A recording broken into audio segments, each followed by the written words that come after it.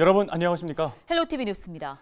코로나19 노바백스 백신 접종이 다음 주 월요일부터 시작됩니다. 지금까지 백신을 맞지 않았던 성인, 또 사망 위험이 높은 입원 환자 등이 노바백스 백신을 먼저 맞을 수 있게 되는데요. 네, 이 백신은 B형 감염이나 인플루엔자, 또 자궁경부암 백신 등에서 오래 써왔던 방식으로 만들어졌기 때문에 그동안 부작용 걱정으로 접종을 꺼렸다면 노바백스 백신으로 접종을 받아달라는 게 중앙방역대책본부의 설명입니다. 네, 또 일반 국민도 다음 달 7일부터는 노바백스 백신 접종이 가능하고요.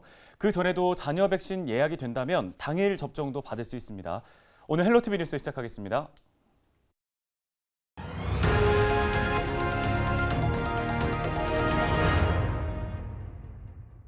첫 소식입니다. 11일 0시 기준 인천 지역의 코로나19 신규 확진자 수는 3,745명입니다. 인천의 코로나19 신규 확진자 수는 사흘 연속으로 3,000명대를 기록했는데요. 인천 지역의 재택치료자 수는 9,032명으로 중증 환자 전담치료병상 가동률은 13%를 기록하고 있습니다. 11일 0시 기준 경기 지역의 코로나19 신규 확진자 수는 17,970여 명이 발생했습니다.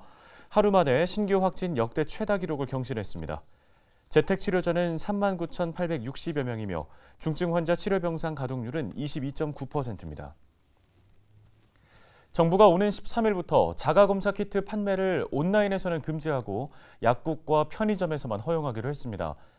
한 사람당 구매 수량을 제한하고 판매 가격 범위를 정하는 방안도 추진합니다. 또 어린이집과 노인복지시설 등 216만여 명에게는 21일부터 주당 1회에서 2회분의 자가검사 키트를 배포하기로 했습니다. 인천 지역에서 최근 3년간 주거시설 부주의에 의한 화재로 사망자가 가장 많이 발생한 것으로 나타났습니다. 인천 소방본부가 2019년부터 2021년까지 화재 통계를 분석한 결과 전체 4,137건 중 28.2%인 1,165건이 아파트 등 주거시설에서 발생해 가장 높은 비중을 차지했습니다. 사망자는 전체 46명 중 절반 이상인 28명이 주거시설에서 발생했습니다. 화재의 원인으로는 부주의가 528건으로 가장 많았고 전기적 요인이 372건이었습니다.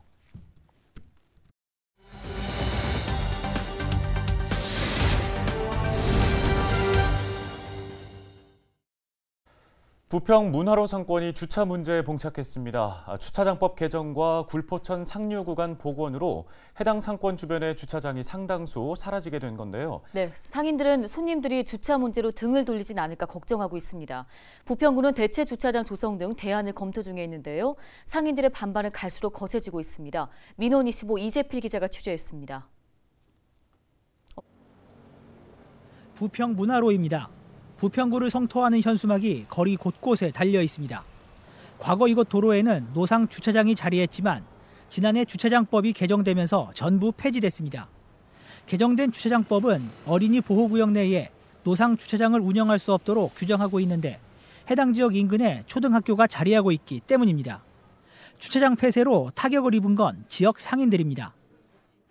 여기는 부평 상권의 중심이라고 보시면 되거든요. 근데 상권이 이렇게 많은 데는 주차장이 꼭 필요합니다. 여기 이렇게 이 거리가 주차장이 없으면 아무래도 죽게 돼 있어요. 탁상공론식인 것 같아서 굉장히 화가 납니다. 부평구는 주민 편의와 초등학교 학생들의 안전을 위해 이곳 인도도 확대할 계획입니다. 하지만 부평구의 이런 계획도 지역 상인들의 반발에 부딪힌 상황입니다.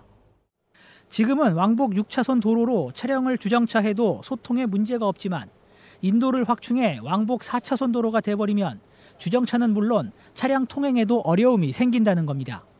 여기에 인접한 굴포천 복개 주차장 238면도 굴포천 복원 사업으로 조만간 사라질 예정. 상인들은 가뜩이나 코로나19로 어려운 상황인데 주차장 문제로 생계를 위협받게 생겼다며 강하게 반발했습니다. 상인들은 권리금 비싼 권리금을 주고 그다음에 임대료가 여기가 만만치 않습니다. 임대료가. 그 임대료를 지금 못 내고 직원들 월급을 못 주고 이 상인들 입장에서는 그것마저 없어져 버리면은 굉장히 큰 타격이 온다는 거예요. 이에 대해 부평구는 지역 주민들과 학생들의 안전을 위해 인도 확장과 스쿨존 유지는 필요하다며 대체 주차장 등 문제 해결을 위해 다양한 방안을 검토 중이라고 밝혔습니다. 부평구는 굴포천 복원으로 사라지는 주차장을 대신해 부평 미군기지 등 모두 838면의 대체 주차장을 마련할 계획입니다. 특히 상권과 맞닿은 부평 일동 주민센터 앞 도시숲 사업부지에 81면 규모의 노상 주차장도 건설할 방침입니다. 하지만 지역 상인들은 인도 확장 계획 철회가 선행돼야 한다는 입장, 계획 철회가 받아들여지지 않는다면 공사 중지 가처분 등 법적 대응도 진행한다는 방침입니다. 상인들은 문제 해결을 위해 최근 차준택 부평구청장에게 면담을 신청했습니다. 헬로티비 뉴스 이재필입니다.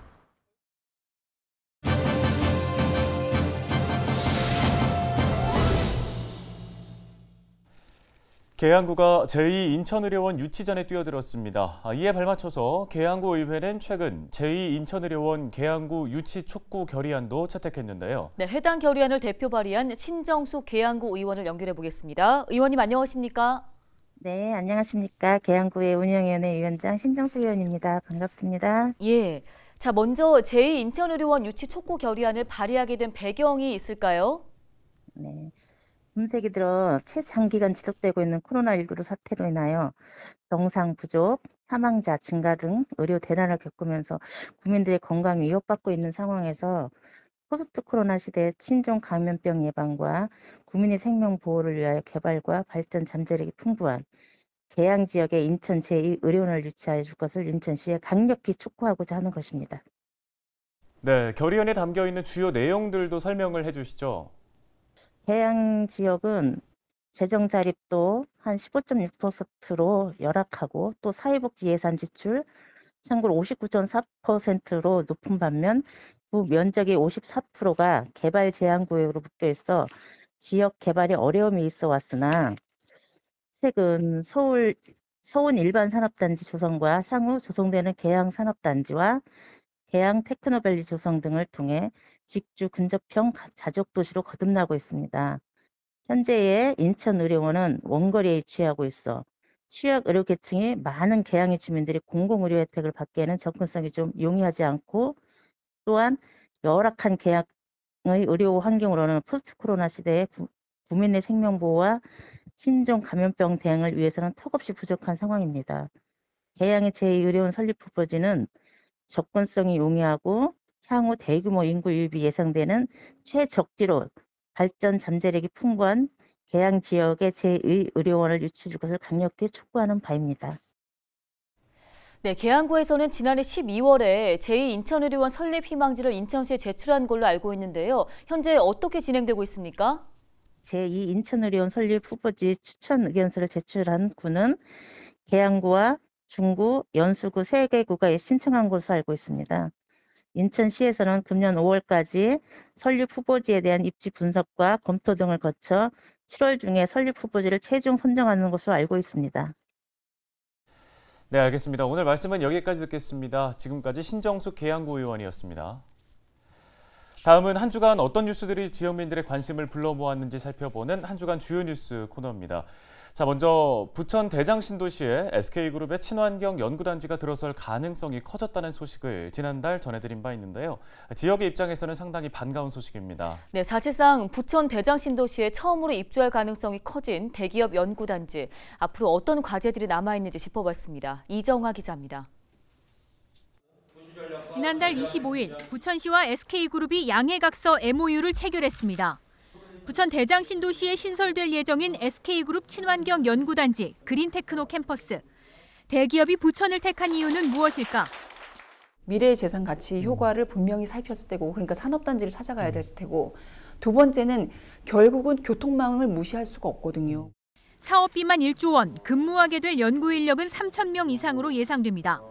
7개 이제 계열사의 연구 인력이 들어오는 곳입니다. 지방에 이제 분산되어 있던 그 연구 시설들을 수도권으로 이제 전부 이렇게 모으고 있는 이제 우수한 인재를 확보하기. 부지 면적은 9만 9천여 제곱미터, 축구장 14개를 합쳐놓은 규모입니다. 차세대 배터리와 반도체, 신재생에너지 등 친환경 기술의 연구 개발을 담당할 대기업 R&D 센터. 장기적으로 탄소 중립과 디지털 대전환 사업을 목표로 하고 있습니다.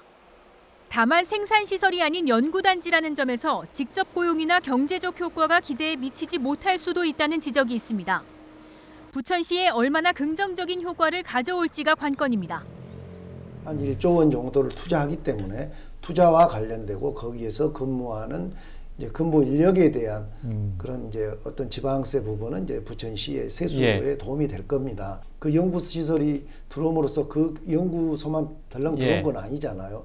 그래서 우리 부천시가 그 첨단 산업을 전체적으로 봤을 때 한 10만 평 정도의 규모를 가지고 이제 추진을 하고 있기 때문에 또 지역 기업과의 상생이나 동반 성장을 고민해야 하는 숙제가 있습니다. 부천시의 관내 기업들도 우수한 중소기업들과 우리 관내에 있는 제조업들은 상대적 소외감을 느낄 수밖에 없는 상황이 되거든요. 어떻게 파급으로 받을 수 있는지를 고민해야 하는 것이 전 중요하다고 봅니다. 다른 기업들은 어떻게 끌어들여서 우리가 같이 배치할 것인가. 부천 대장신도시에 입주할 예정인 SK 그린테크노 캠퍼스에 대한 자세한 내용은 이어지는 헬로 이슈 토크에서 확인할 수 있습니다. 헬로티비 뉴스 이정아입니다.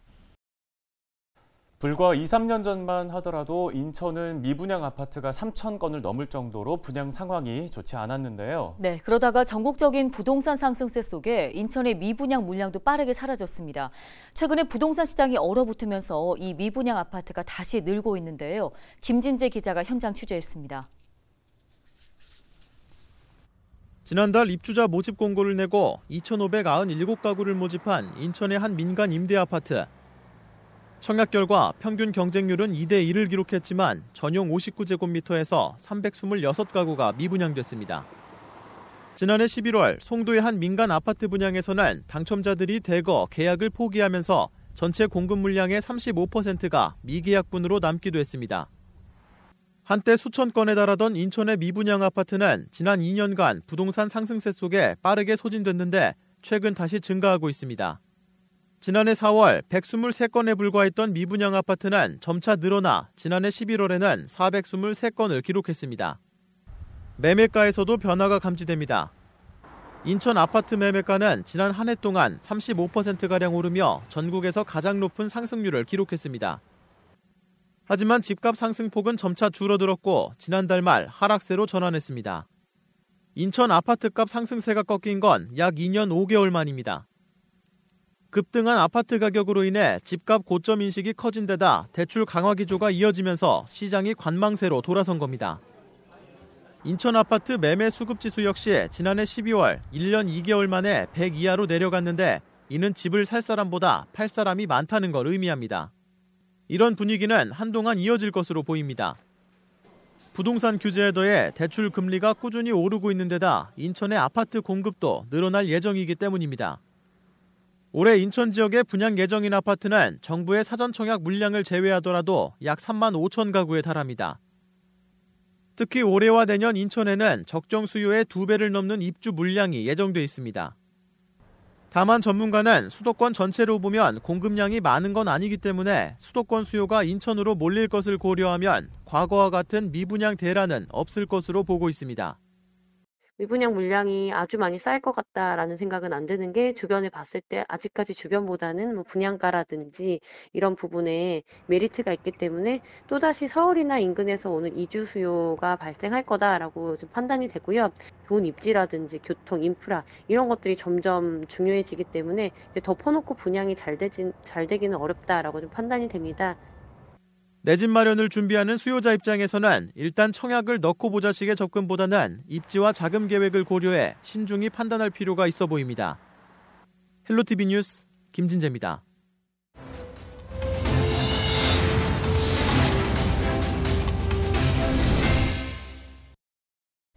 김포시가 월곶면 일대 추진하고 있는 도시계획도로 평화로 건설 사업이 속도를 내고 있습니다. 월곶 도시계획도로는 월곶면 성동리에서 용강리까지 총 길이 5.82km를 잇는 왕복 2차로입니다. 김포시는 최근 월곶면 주민들 대상으로 설명회를 열고 도로 개설 사업에 관한 주민 의견을 청취했는데요. 오는 2026년 개통을 목표로 행정 절차를 이어갈 예정입니다. 네, 헬로티비 뉴스. 저희가 오늘 준비한 소식은 여기까지입니다. 시청해주신 여러분 고맙습니다.